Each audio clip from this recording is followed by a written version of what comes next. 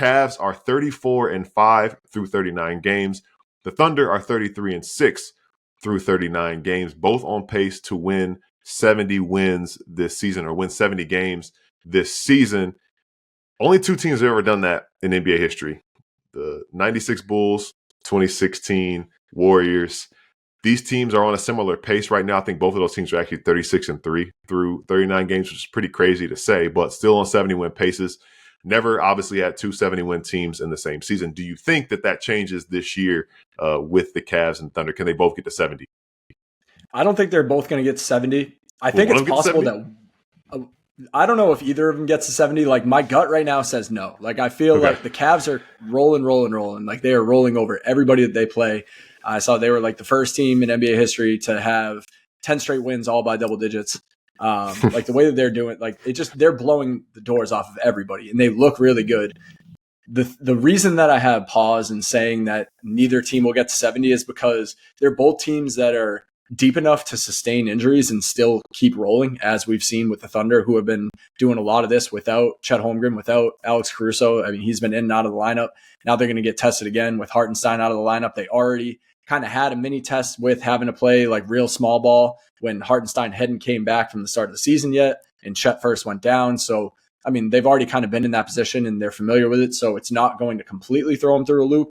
But, you know, I feel like these are two teams that are really talented, but at the same time, at some point, it's probably like losses just happen to pile up over the course of a regular season. And like, whether it's just kind of like during the day-to-day of February, before the All-Star break, after the All-Star break, when games kind of start to lose luster a little bit, when you have that big of a lead on the team that's second place in your conference in March, you know, I think teams kind of start to take some nights off and you can catch a team sleeping. So it's going to be really tough for both those teams to get 70. My gut right now says they don't do it. I don't know if you feel any differently. Two incredibly talented teams, but 70 wins, like you said, only two teams in NBA history have done it. I just don't see it happening. Okay, so I have a similar, I guess, thought about it for different reasons. I guess I don't think that either team.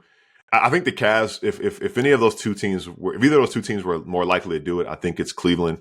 I think just playing in the Eastern Conference is not necessarily a cakewalk, but I think that there are more nights and more gimmies that they should just be able to take advantage of, regardless of who suits up. I think, like you mentioned, though, right now at this point in time, as we approach season midway point, Cleveland has a 6.5 game lead in the Eastern Conference. We'll talk a little bit more about why that is the case in a second here.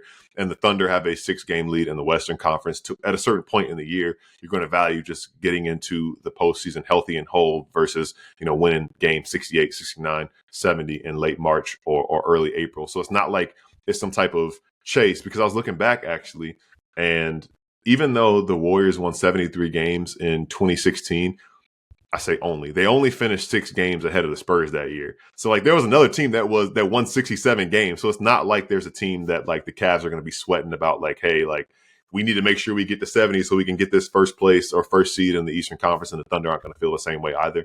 They are two relatively young teams when you really think about it. So like they aren't going to be doing as much, you know, injury management and things of that nature as far as guys just sitting out for no reason. But like you said, teams miss shots, teams lose games and things of that nature. They have off nights. So to say that the Thunder would have to go 37-6 over the next, you know, 43 games, or the Cavs would have to go 36-7, to say that where they are right now, it's doable. But again, at what cost as far as that goes?